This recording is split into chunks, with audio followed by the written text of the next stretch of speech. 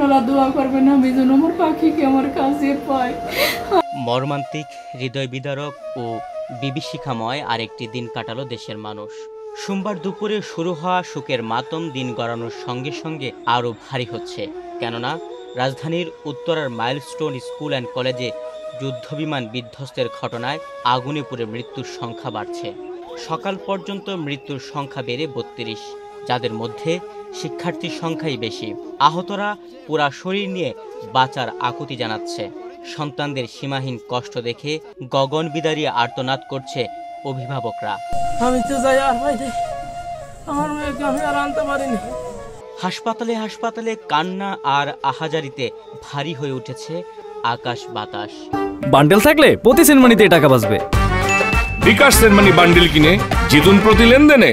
প্রতিটি ঘরেই পড়েছে দীর্ঘশ্বাস। ছোট্ট শিশু রাইসামণিকে হারিয়ে পরিবারেও চলছে শোকের মাতম। ঘটনার 4 দিনের মাথায় শিশুটির মরদেহ অভিভাবকদের হাতে তুলে দেওয়া হয়। শুক্রবার 25 জুলাই সকাল 9টায় ফরিদপুরের আলফাডাঙ্গা উপজেলার গোপালপুর ইউনিয়নের বজরা ঈদগাহ ময়দানে জানাজা শেষে বজরা কবরস্থানে তার দাফন করা হয়েছে। সন্তানের এমন মৃত্যুতে শোকে কাতর শাহাবুল মিম দম্পতি।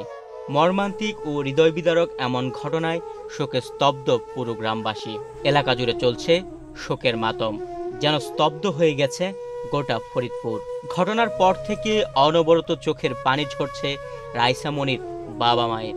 উত্তরা মাইলস্টোন স্কুল অ্যান্ড কলেজে বিমান বিধ্বস্তে শরীরের ৮০% পড়ে যায় 3য় শ্রেণীর ছাত্রী রাইসামণির।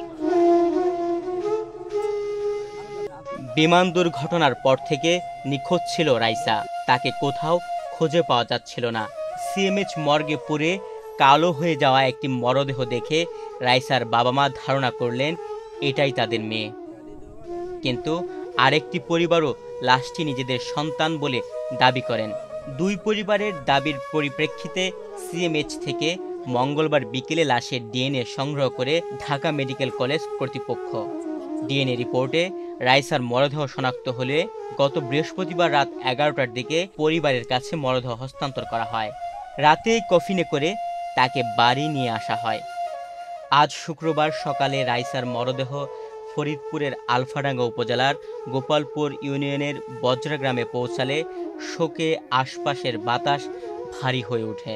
বাড়িতে আত্মীয় স্বজন ও গ্রামবাসীর কান্নায় তৈরি হয় অন্যরকম এক পরিবেশ।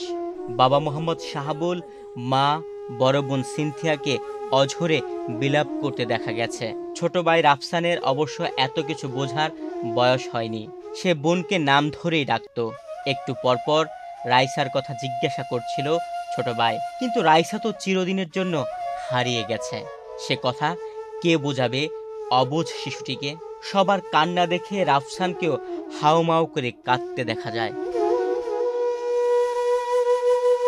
পারিবারিক সূত্রে জানা যায়, রাইসা ফরিদপুরের আলফাডাঙ্গা উপজেলার গোপালপুর ইউনিয়নের বজরা গ্রামের শাহাবুল শেখ ও মিম আক্তারের মেয়ে। পরিবার পরিজন নিয়ে রাইসার বাবা শাহাবুল শেখ ঢাকার উত্তরার নয়ানগরে বসবাস করতেন। রাইসামণিরা 2 বোন ও 1 ভাই। বোনের মধ্যে রাইসা মেজো। বড় বোন সিনথিয়া একই স্কুলে 8ম শ্রেণীর শিক্ষার্থী। ভাই রাফসান সবার ছোট। চাচা ইমদাদুল শেখ জানিয়েছেন, এ দুর্ঘটনার পর থেকেই রাইসা নিখোঁজ ছিল। আমরা তাকে খুঁজে পাচ্ছিলাম না। বিভিন্ন স্থানে ও হাসপাতালে খোঁজ খবরের পর ঢাকার সম্মিলিত সামরিক হাসপাতাল সিএমএইচ গতকাল মঙ্গলবার দুপুর 1:30টার দিকে তার লাশের সন্ধান পায়। তার বাবা পুড়ে যাওয়া মুখমণ্ডল দেখে নিখোঁজ মেয়ে রাইসাকে শনাক্ত করেন। তার অকাল মৃত্যুতে পুরো এলাকার মানুষ শোকে হতবিহ্বল হয়ে পড়েছে। এমন কোনো মানুষ নেই যে মেয়েটির জন্য কাঁদেনি। সকালে গরম ভাত খাইয়ে মেয়েদের স্কুলে পাঠাতেন রাইসা ও সিনথিয়ার মা। সেদিন রুই মাছের কাটা বেছে রাইসাকে ভাত খাইয়ে দিয়েছিলেন। সকাল 10:30টায় টিফিনের জন্য বনরুটি আর কুচিন ছিল বলে দুপুরে খাওয়ার জন্য মুরগির মাংস দিয়েছিলেন। মেয়েটা মুরগি দিয়ে পুরো ভাত খেতে পেরেছিলেন কিনা তা তো জানেন না মা, এই বলে ডুকরে কাঁদছিলেন তিনি। সোমবার মেয়েটা স্কুলে যাওয়ার আগে মোজা পরার সময় বেশ কয়েকবার মায়ের মুখের দিকে তাকিয়েছিল। তখন সে বুঝতে পারেননি মেয়ে শেষবারের মতো মাকে দেখছে। ছোট রাইসা বাসার সবাইকে আনন্দ মাতিয়ে রাখতো বলে জানালেন মা। মেয়ের কত স্মৃতি যে মনে হচ্ছে।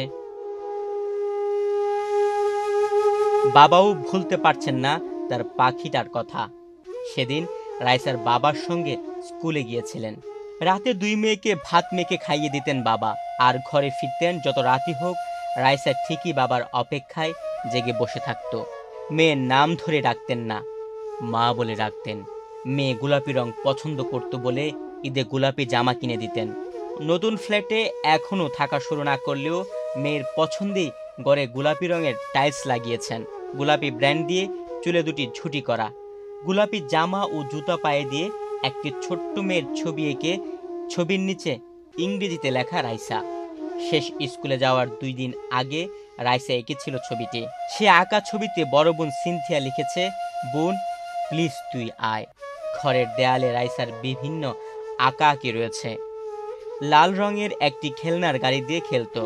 পড়ার টেবিলে কয়েকটি বই খাতা সেভাবেই পড়ে আছে। ড্রয়ারে রঙিন ফ্রকগুলো উকি দিচ্ছে। শুধু রাইসা নেই কোথাও। তুহিন ভুইয়া, বাংলাদেশ প্রতিদিন।